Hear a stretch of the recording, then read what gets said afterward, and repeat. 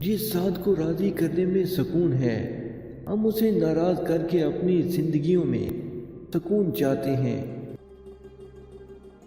ज़िंदगी में कसम कदम और कलम बहुत सोच समझ कर उठाना चाहिए।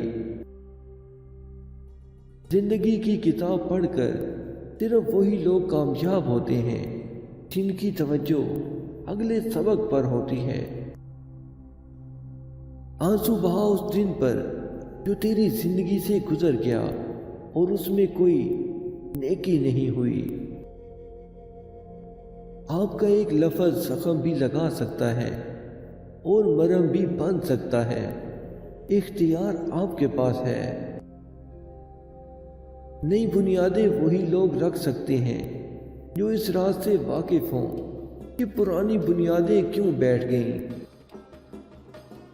बदलती हुई चीज़ें अच्छी लगती हैं पर बदलते हुए अपने बहुत तकलीफ देते हैं।